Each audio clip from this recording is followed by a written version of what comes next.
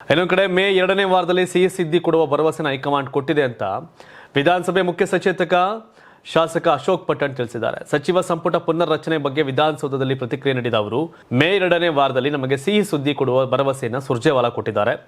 ಅದರ ನಿರೀಕ್ಷೆಯಲ್ಲಿ ನಾವಿದ್ದೇವೆ ಅಂತ ಹೇಳಿದರು. ಮೇ 4ರಂದು ಪಂಚರಾಜ್ಯಗಳ ಚುನಾವಣೆ ರಿಸಲ್ಟ್ ಬರಲಿದೆ. ಅದಾದ ಬಳಿಕ ನಾವು 40 ಜನ ಶಾಸಕರು ದೆಹಲಿಗೆ ಹೋಗಿ ಮತ್ತೊಮ್ಮೆ ಹೈಕಮಾಂಡ್ ಭೇಟಿ ಮಾಡಿ ಬರ್ತೇವೆ. ಡಿ.ಕೆ. ಶಿವಕುಮಾರ್ ಅವರಿಗೆ ಬರ್ತ್ಡೇ ಸಿಹಿ ಸುದ್ದಿ ಕೊಡೋದು ಬಿಡೋದು ಹೈಕಮಾಂಡ್ಗೆ ಬಿಟ್ಟಿದ್ದು. ಅವರಿಗೆ ಒಳ್ಳೇದಾಗಲಿ ಅಂತ ಹಾರೈಸ್ತೇನೆ. ಅವರಿಗೆ ಅಡ್ವಾನ್ಸ್ ಹುಟ್ಟುಹಬ್ಬದ ಶುಭಾಶಯಗಳು. ಸಂಪುಟ ಪುನರ್ರಚನೆ ಆಗಲೇಬೇಕು ಅನ್ನೋದು ನಮ್ಮ ಆಗ್ರಹ ಅಂತ ಸ್ಪಷ್ಟಪಡಿಸಿದ್ರು. ಅಶೋಕ್ ಪಟ್ಟಣ್ ಮಂತ್ರಿ ಆಗಬೇಕು ಅಂದ್ರೆ ಅಲ್ಲಿ ಲಕ್ಷ್ಮೀ ಹೆಬ್ಬಾಳ್ಕರ್ ಕೈ ಬಿಡಬೇಕು, ಇಲ್ಲ ವಿಜಯಪುರದ ಶಿವಾನಂದ ಪಾಟೀಲ್ನ ಎಂ ಬಿ ಪಾಟೀಲ್ನ ಕೈ ಬಿಡಬೇಕು, ಲಿಂಗಾಯತ ಕೋಟದಲ್ಲಿ ಇವ್ರು ಸಿಗಬೇಕು ಅಂದ್ರೆ. ಸೊ ಹಾಗಾಗಿ ಅವೆಲ್ಲ ಸಾಧ್ಯನಾ ಅಂತ ಒಂದ್ಸಲ ಅನ್ಸುತ್ತೆ, ಗೊತ್ತಿಲ್ಲ. ಯಾರೋ ಎಂಟ್ರಿ ಆಗ್ಬೇಕಾದ್ರೆ ಮತ್ತೆ ಯಾರೋ ಎಕ್ಸಿಟ್ ಆಗಬೇಕಲ್ಲ. 66 ಜನ ಮಂತ್ರಿ ಮಾಡಲ್ಲ, 33 ಜನನೇ ಮಂತ್ರಿ ಮಾಡಬೇಕಾಗಿರೋದು. ಈಗ ಬೆಳಗಾವಿಲಿ ಸತೀಶ್ ಜಾರಕಿಹೊಳಿ ಇದ್ದಾರೆ, ಲಕ್ಷ್ಮೀ ಹೆಬ್ಬಾಳ್ಕರ್ ಇದ್ದಾರೆ. ಸೊ ಹಾಗಾಗಿ ಲಕ್ಷ್ಮೀ ಹೆಬ್ಬಾಳ್ಕರ್ಗಿಂತ ಸೀನಿಯರ್ ಪೊಲಿಟಿಷಿಯನ್ನು ರಾಮದುರ್ಗದ MLA ಅಶೋಕ್ ಪಟ್ಟಣ್ ಸಿದ್ದರಾಮಯ್ಯವ್ರ ಜೊತೆ ಇರ್ತಾರೆ. ಹಾಗಾಗಿ ನೋಡ್ಬೇಕೇನಾಗತ್ತೆ ಅಂತ. 2024 ಲೋಕಸಭಾ ಚುನಾವಣೆಯ ಸಮಯದಲ್ಲಿ DCM ಡಿ.ಕೆ. ಶಿವಕುಮಾರ್ ಅವರು ಕುಣಿಗಲ್ ಶಾಸಕ ರಂಗನಾಥ್ ಅವರ ಮೊಬೈಲ್ ಮೂಲಕ ನನಗೆ ಫೋನ್ ಮಾಡಿ ಕಾಂಗ್ರೆಸ್ ಬರುವಂತೆ ಆಹ್ವಾನ ನೀಡಿದ್ರು. ಒಂದು ವೇಳೆ ನಾನು ಕಾಂಗ್ರೆಸ್ ಪಕ್ಷಕ್ಕೆ ಹೋಗಿ ಲೋಕಸಭಾ ಚುನಾವಣೆಗೆ ನಿಲ್ತಿದ್ರೆ ನಾನೇ ಗೆಲ್ತಿದ್ದೆ ಅಂತ ಮಾಜಿ ಸಂಸದ ಪ್ರತಾಪ್ ಸಿಂಹ ಹೇಳಿದ್ದಾರೆ.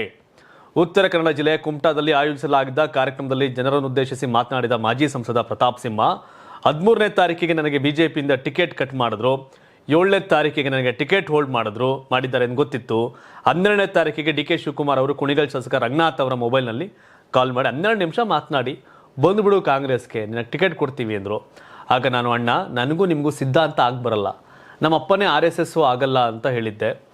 ಆಗ ಅವರು, ನೀನು 5 ವರ್ಷ ಆದಮೇಲೆ ವಾಪಸ್ ಬೇಕಾದರೂ ಹೋಗು, ಈಗ ಸರ್ವೈವಲ್ ಇಂಪಾರ್ಟೆಂಟ್ ಅಂತ ಹೇಳಿದರು. ಪ್ರತಾಪ್ ಸಿಂಹ ಈ ಥರ ಹೇಳಿದ್ದಾರೆ. ಮುಂದುವರೆದು ಮಾತನಾಡಿದಂಥ ಪ್ರತಾಪ್ ಸಿಂಹ, ಕಾಂಗ್ರೆಸ್ನ ಟಿಕೆಟ್ 9ನೇ ತಾರೀಕು ಅನೌನ್ಸ್ ಆಗಬೇಕಿತ್ತು, ಆದರೆ ಅವರು ಮಾಡಲಿಲ್ಲ. ಮಾರ್ಚ್ 21ರವರೆಗೆ ಹೋಲ್ಡ್ ಮಾಡಿದ್ರು. ಆ ಮಧ್ಯೆ 4 ಜನ ಕಾಂಗ್ರೆಸ್ ಶಾಸಕರು ಬಂದು ನನ್ನ ಬೆನ್ನತ್ತಿದ್ರು, ಆದರೆ ನಾನು ಯಾರ ಮಾತನ್ನು ಕೇಳಲಿಲ್ಲ. ನಾನು ಅವ್ರ ಹತ್ರ ಹೇಳಿದೆ, ನನಗೆ ದೊಡ್ಡವ್ರ ಹತ್ರ ಈಗೆಲ್ಲ ಮಾತಾಡೋಕ್ಕಾಗಲ್ಲ, ಅವ್ರ ಮುಖಕ್ಕೆ ಹೊಡೆದಾಗ ನಾನು ಬರಲ್ಲ ಅಂತ ಹೇಳೋಕ್ಕಾಗಲ್ಲ, ಆದರೆ ನಾನು ಈ ಕಾರಣಕ್ಕೆ ಬರೋಕ್ಕಾಗಲ್ಲ. ನನ್ನ ಬರವಣಿಗೆ ಕಾರಣದಿಂದಲೂ ನನ್ನ ಮೇಲೆ ವಿಶ್ವಾಸ ಇಟ್ಕೊಂಡಿರೋ ಲಕ್ಷಾಂತರ ಯುವಕರು ಇದ್ದಾರೆ. ಜನ ನನ್ನ ಮೇಲೆ ಬೇರೆ ರೀತಿ ಯೋಚನೆ ಮಾಡಿದ್ದಾರೆ. ಆದರೆ ನಾನು ಇವತ್ತು ಅಧಿಕಾರಕ್ಕೋಸ್ಕರ ಎಲ್ಲರೂ ಪಕ್ಷ ಬದಲಾವಣೆ ಮಾಡಿದ್ರು ಅಂತ ನಾನು ಪಕ್ಷದಿಂದ ಪಕ್ಷಕ್ಕೆ ಆರೋಕ್ಕಾಗಲ್ಲ ಅಂತ ಹೇಳಿದೆ ಅಂತ ಹೇಳಿದ್ರು. ಪ್ರತಾಪ್ ಸಿಂಹ ಅವತ್ತೇನಾರ ಹೋಗಿ ಕಾಂಗ್ರೆಸ್ಸಿಂದ ಯದುವೀರ್ ವಿರುದ್ಧ ನಿಂತಿದ್ರೆ ಗೆಲ್ತಿದೆ ಅಂತ ಹೇಳ್ತಾರೆ. ಯಾವುದೇ ಕಾರಣಕ್ಕೂ ಪ್ರತಾಪ್ ಸಿಂಹ ಗೆಲ್ತಿರಲಿಲ್ಲ ಕಾಂಗ್ರೆಸ್ಸಿಂದ ಸ್ಪರ್ಧೆ ಮಾಡಿದರೆ ಮೈಸೂರಲ್ಲಿ. ಪ್ರತಾಪ್ ಸಿಂಹ ಅವರನ್ನು BJP ನಿಂತಾಗ 1 ಲಕ್ಷ 2 ಲಕ್ಷ 3 ಲಕ್ಷ ಲೀಡರ್ನ ಗೆಲ್ಲಿಲ್ಲ. ಮೈಸೂರಲ್ಲಿ ವಿಜಯ್ ಶಂಕರ್ ಅನ್ನೋ ಕುರುಬ ಸಮುದಾಯದ ನಾಯಕ ಇವತ್ತು ರಾಜ್ಯಪಾಲರಾಗವ್ರೆ, ಅವರು BJPಯಿಂದ MP ಆಗಿದ್ರು. ಅವರು MP ಆಗಿದ್ರು BJPಯಿಂದ. ಪ್ರತಾಪ್ ಸಿಂಹ ಕಾರಣಕ್ಕೆ BJP ಅಲ್ಲ. ಮೈಸೂರಲ್ಲಿ BJPಗೆ ಅದರದೇ ಆದಂಥ ಇದಿದೆ. ಸರ್ JDS ಜೊತೆ ಮೈತ್ರಿ ಆಗಿದ್ರು. ನಾನು ಕಾಂಗ್ರೆಸ್ಸಿಂದ ಸ್ಪರ್ಧೆ ಮಾಡಿದರೆ ಗೆದ್ದುಬಿಡ್ತಿದ್ದೆ,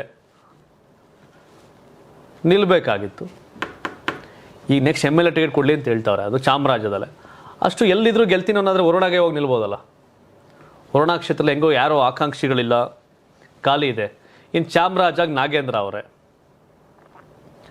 ಹುಣಸೂರ್ಗೆ JDS ಹರೀಶ್ ಗೌಡ ಅವರೇ, ಚಾಮುಂಡೇಶ್ವರಿ ಒಂದು ಐತೆ ಅಲ್ಲಿ ಕವೀಶ್ ಗೌಡ್ರ ಅವರೇ, ಇನ್ನು KR ನಗರ ಸಾರಾ ಮಹೇಶ್ ಅವರೇ, ಪಿರಿಯಾಪಟ್ಟಣ ಮಹಾದೇವ್ ಇಲ್ಲ ಅವ್ರ ಮಗ ಪ್ರಸನ್ನ ಅವರೇ, HD Kote reserve ST, T Narasipura reserve SC, Nanjangud reserve. ನಿಲ್ಲಕ್ಕೆ ಸಾಧ್ಯ ಇರೋದು ವರುಣ.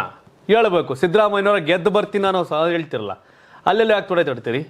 ನಿಂತ್ಕೊಳ್ಳಿ, ಹೋಗ್ಬಿಟ್ಟು ಸಿದ್ದರಾಮಯ್ಯನವರು ಅವ್ರ ಮಗನು ಅಪೋಸಿಟ್ ವರುಣಾಗೆ ಹೇಳಿ, ಇವತ್ತು I am coming to Varuna ಅಂತ ಬಿಟ್ಟು. ಅದೇ ನಾನು ಹೋಗಿದ್ರೆ ಗೆಲ್ತಿದ್ದೆ ಕಾಂಗ್ರೆಸ್ಸಿಂದ ಅಂತ ಹೇಳೋದಿದೆಯಲ್ಲ, ಮಾನಸಿಕವಾಗೆಲ್ಲೋ ಆಗಲೇ ಹೋಗ್ಬಿಟ್ಟಿದ್ರು ಇವರು.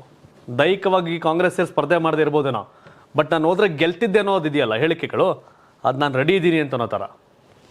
ಹಾಗಾಗಿ ಪ್ರತಾಪ್ ಸಿಂಹ ಅವ್ರಿಗೆ ಯಾಕೆ ಟಿಕೆಟ್ ತಪ್ಸೋರು ಅಂತ ಅವ್ರನ್ನೇ ಕೇಳ್ಕೋಬೇಕು. ತಪ್ಸೋರು ಮತ್ತೆ ಮಿಸ್ ಮಾಡ್ಕೊಂಡ್ರಿಗೆ ಗೊತ್ತಿರುತ್ತೆ ಕಾರಣ.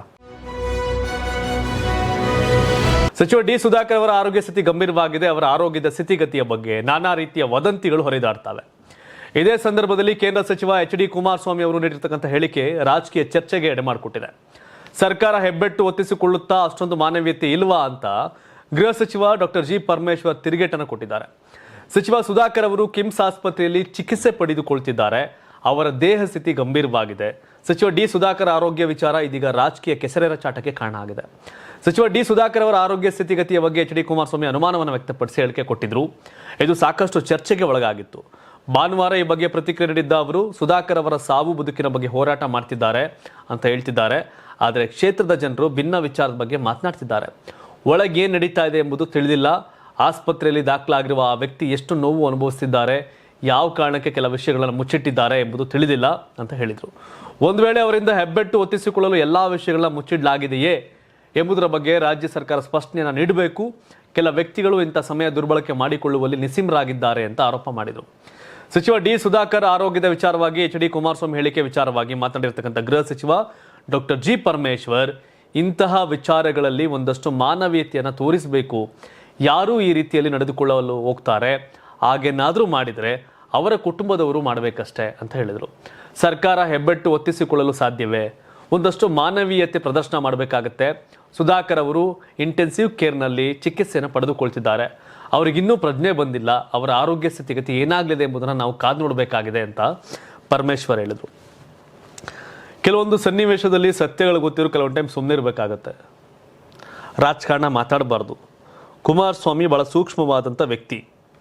ಇದರಲ್ಲಿ ರಾಜಕಾರಣ ಮಾಡುವಂಥ ಅನಿವಾರ್ಯತೆ ಅವ್ರಿಗೇನಿಲ್ಲ. ಬಟ್ ಐ ಡೋಂಟ್ ನೋ, ಒಂದು ಆತಂಕವನ್ನು ಅವ್ರು ವ್ಯಕ್ತಪಡಿಸಿದ್ದಾರೆ. ಅವ್ರು ಹೇಳ್ತಿರೋದು ಜನ ಮಾತಾಡ್ತಿದ್ದಾರೆ ಅಂತ. ಬಟ್ ಇದಕ್ಕೆ ಬೇಕಿತ್ತಂದರೆ ಜನ ಮಾತಾಡ್ಕೊಳ್ಳಿಂದ ಹಂಗೆ ಬಿಟ್ಟಿದ್ರೆ ಆಗಿರೋದು. ಹೌದು, ಅವ್ರ ಆರೋಗ್ಯದ ಬಗ್ಗೆ ಒಂದಷ್ಟು ಊಹಾಪೋಹಗಳು ಚರ್ಚೆಗಳಿರೋ ಸತ್ಯನೇ. ಈಗಂತೆ ಆಗಂತೆ ಹಂಗಂತೆ ಹಿಂಗಂತೆ ಅಂತ ಅದನ್ನು ಕುಮಾರಸ್ವಾಮಿ ಅವ್ರ ಅಂತೆ ಕಂತೆಗಳನ್ನ ಯಾಕೆ ಮಾತಾಡಬೇಕು ಅಂತ ಸತ್ಯ. ಪರಮೇಶ್ವರ್ ಕೂಡ ತೂಕವಾಗಿ ರಿಯಾಕ್ಷನ್ ಕೊಟ್ಟಿದ್ದಾರೆ. ನೀವು ಸಣ್ಣ ಆಗ್ಬೇಕಲ್ವಾ? ಅದು ಒಂದು ಉತ್ತಮ ಆಹಾರದಿಂದ ಸಣ್ಣ ಆಗ್ಬೇಕಲ್ವಾ? ಪ್ರತಿದಿನ ನಮ್ಮ ಜೀನಿ ಸ್ಲಿಮ್ನ ಯೂಸ್ ಮಾಡಿ ಯಾವುದೇ ಸೈಡ್ ಎಫೆಕ್ಟ್ ಇಲ್ದಂಗೆ ನೀವು ಸಣ್ಣ ಆಗ್ತೀರಾ.